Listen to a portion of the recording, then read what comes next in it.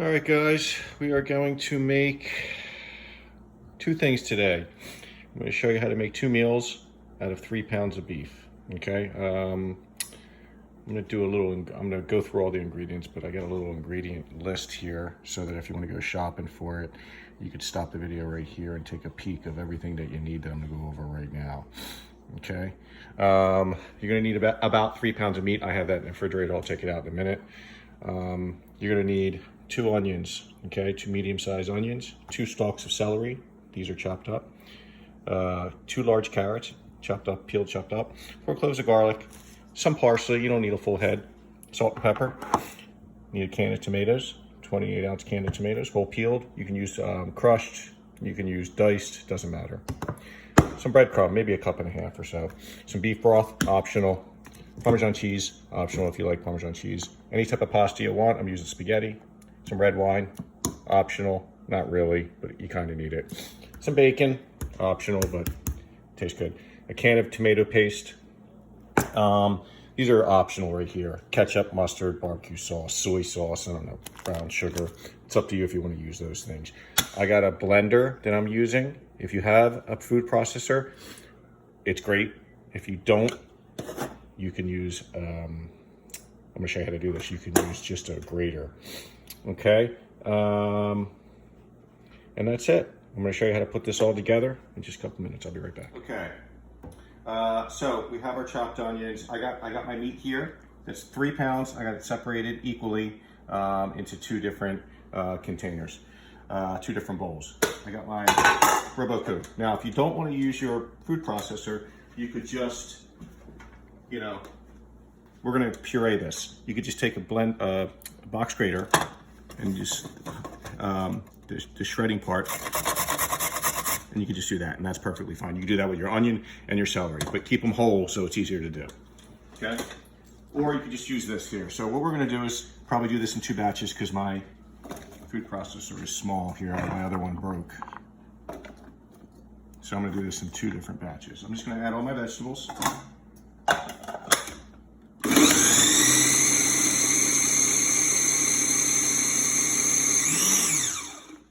As you can see, that saves a lot of time.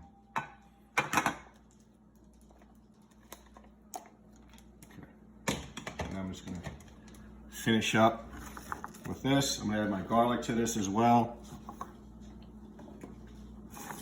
Might have to do 3 batches.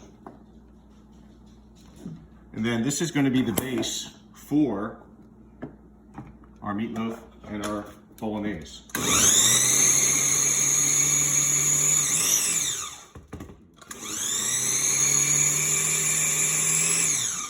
Stuff it in there, it doesn't work.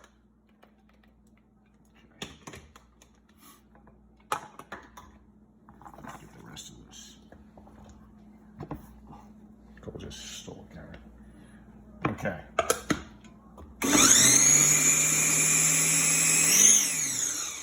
Now, you don't have to do it this way. This is the way I make Bolognese, and this is the way I make meatloaf. And I usually buy a 3-pound pack, and I'll make them both on the same day. At least I'll make the meatloaf, and that'll be my meal for the next day or later in the week. Okay, so you have all this stuff here. I'm going to take about, just about half. I'm going to add it to the meatloaf, whatever one the meatloaf is going to be. Okay, let me rinse my hands here. I'm going to add 2 eggs.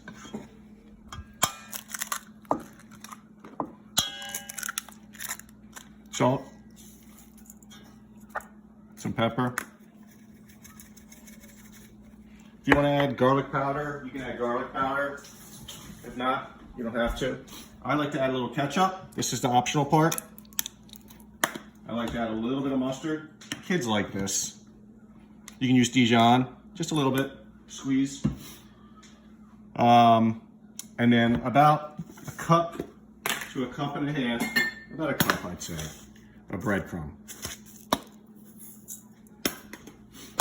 Okay, now I'm going to mix this up. I'm going to see how it feels. If it needs a little moisture, I'll add a little milk or a little water just to moisten it up a little bit, and I'll come right back. Okay, getting back to, we're gonna do meatloaf first and then we're gonna go into the Bolognese. So, meatloaf is here. It's stirred together. I forgot to add a little parsley. I shifted and added a little parsley. I just chopped up a little parsley. I'd say about a quarter of that head, that bunch of parsley, and added some. You can omit that if you want. It's nice and moist. If yours is dry, add a little water, just a little bit, tablespoon or a couple tablespoons.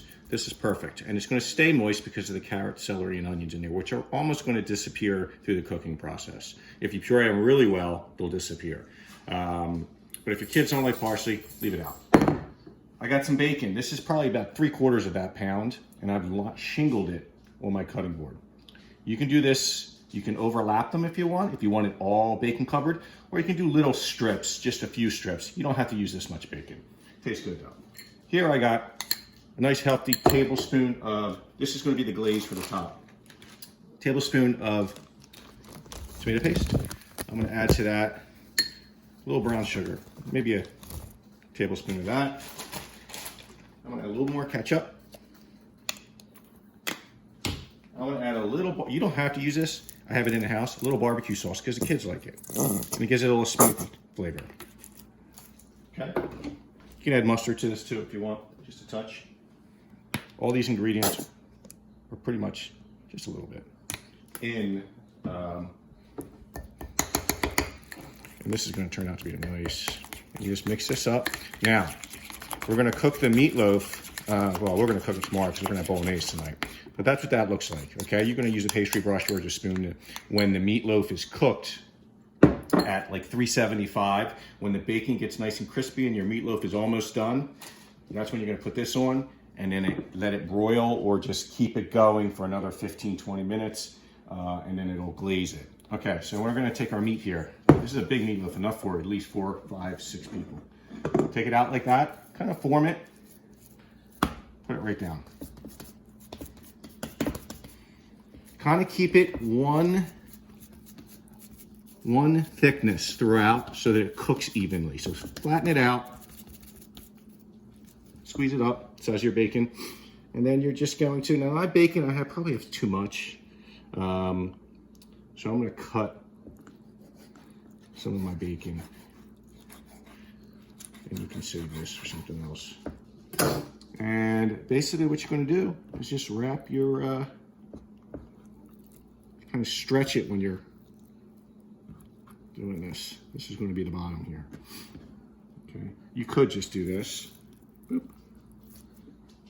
And then kind of pull it a little bit, tuck this under. I have a pan here. I've sprayed it, so.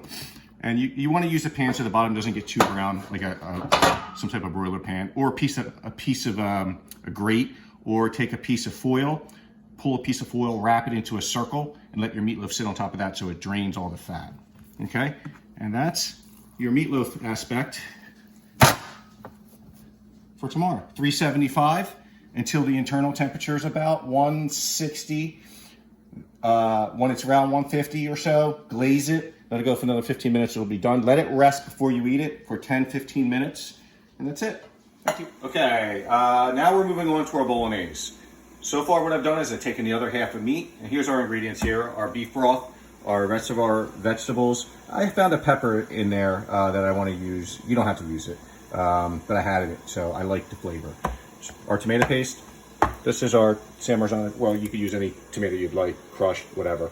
I'm gonna crush these in the pan. Some red wine, salt, and pepper. And I got my beef in here. I got my pot of water going, and I got my pasta. So, here's my meat. And it's releasing a lot of water and grease, okay? You can use olive oil, you can use regular old vegetable oil, it's up to you. So I'm gonna take some of this grease out, because I just don't want it all. It's just too much. You can save a little bit if you'd like. Take most of it out. Okay. Because you don't need it. We're going to add a lot of flavor and it doesn't need the... I try to cook as healthy as possible when we can, if we can take stuff out. So we're going to brown this up. It's nice and brown. It's getting there anyway. Okay? So what I want to do at this point is... Now I have more than I need here. My carrots and onions were bigger than I needed. You can use it all. I'm not going to use it all because it doesn't. I'm going to save it because I'll use it for something else. I'm going to add most of this. but I just had more than I needed. Okay, so I saved a little bit. So this is going to actually disappear into this sauce. Okay, now this is going to kind of sweat down. It's going to create some moisture that we're going to keep. Okay, you can put the lid on, take it off, whatever you want to do. I'm going to put the lid back on for another, I'd say I'm going to let this go for 3 or 4 minutes. Okay, and I'll be right back.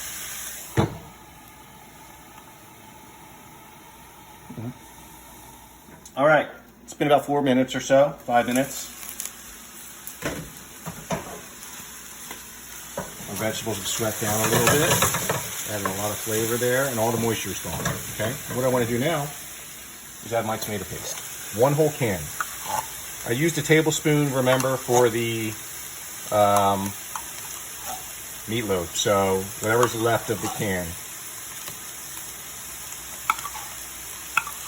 Okay. I know it seems like a lot of tomato paste, but it needs it. Now what I want to do is just toast that tomato paste a little bit. Kind of get it on the bottom, get the pan to toast it up a little bit, mix it with all the meat.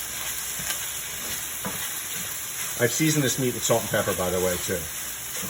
We don't measure that kind of stuff. Sometimes we just don't measure. You know, you don't have to put a tablespoon of salt. You season to your taste, less or more than you want. Okay? All right. So this is toasted up a little bit.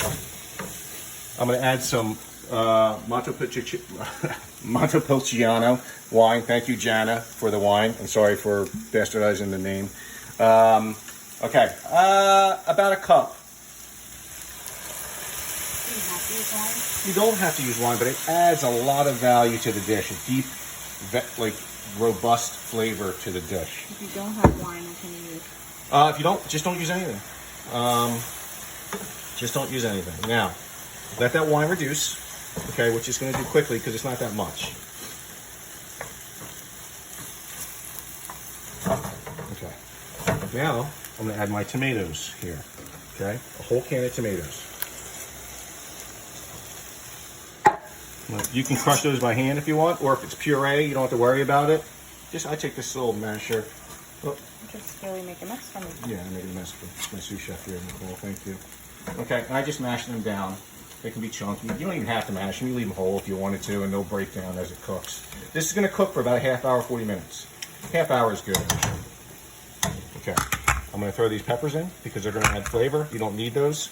Mix this up a little bit, and I'm going to add some. I'm going to loosen this up because it's going to cook for so long. I'm going to add some beef stock, about a cup. Okay, and that's going to loosen it up. But as it cooks, that beef stock's going to cook into it. It's going to give it a nice beef flavor. You can re-season this at this point if it needs it. Add a bay leaf if you have it. If not, don't. And that's it. This is done. We're going to cook the pasta later. When this is done, I'll be back in about 45 minutes when this is done. You can cover it if you want. Turn it to medium-low after it comes to a simmer and let it simmer until it tastes really rich, robust, delicious. Okay. So I switched pots because I realized that I wouldn't be able to fit all the pasta into that pan that I had, so I switched into this pot. This has been simmering away for about 45 minutes. So we look like it's nice and thick. What you want to do is, those peppers are still in there. I leave them in there. You can take them out if you want. It's nice. Needs a little more salt. Okay. Now I have my pasta in here. Now let's talk pasta for 1 second. Now, for this particular dish, I have spaghetti, and I'm going to use it. And it's great to use spaghetti. Traditionally, I would use a rigatoni, a nice big fat rigatoni, or a pappardelle. That's always good. Even fresh pasta is good with this dish. But I'm using spaghetti. Now this is Di Cecco. It's just a regular old Di Cecco. Not my favorite brand, not my favorite, but we're in quarantine. This is what we can get. If you have a chance, well, if I was going to use pasta, and so this is 10 to 12 minutes. Always look at your cooking times and try it a couple minutes before.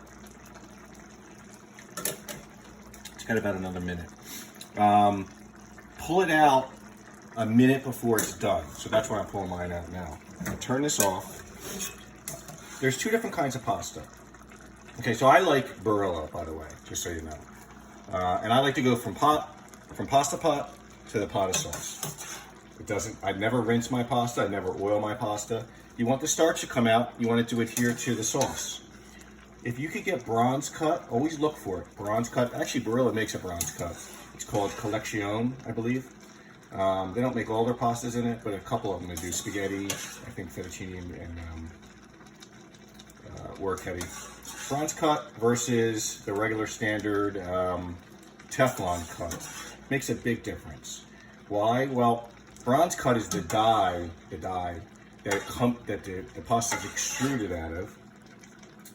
And when you do it out of bronze, it actually makes the pasta a little more rigid, and versus Teflon. Teflon creates a nice shiny, smooth pasta. The rigid dye pasta, or the bronze dye that you would use, makes it a lot more rigid, what the sauce can stick to. That's why I'm a big fan of bronze cut. Now,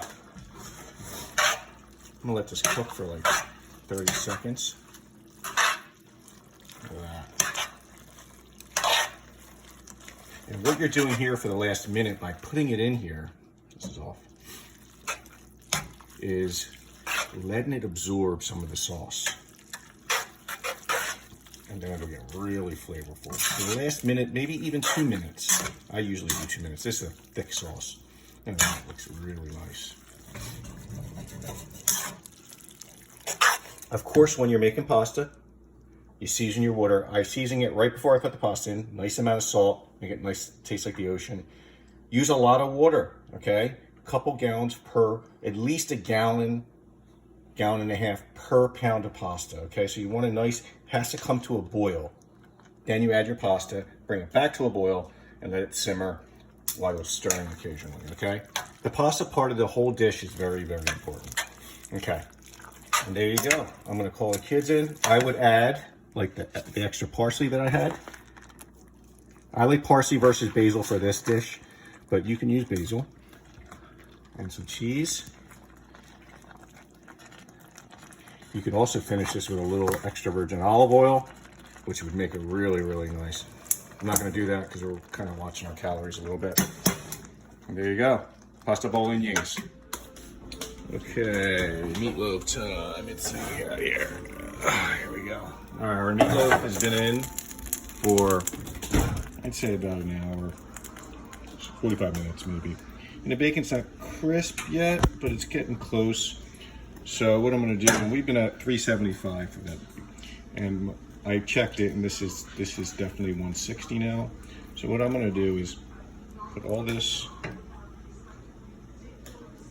tomato paste, brown sugar, ketchup, mixture with mustard, and whatever else I put in there, barbecue sauce, liberally on top like that, okay? I'm gonna brush this whole thing. I'm gonna put it back on in the oven. I might throw it for like maybe 10 minutes and throw it under the broiler for just a minute or two, just to kind of, crisp it up if you want and get it brown. And that's it. Let it rest 10-15 minutes after you're done and eat.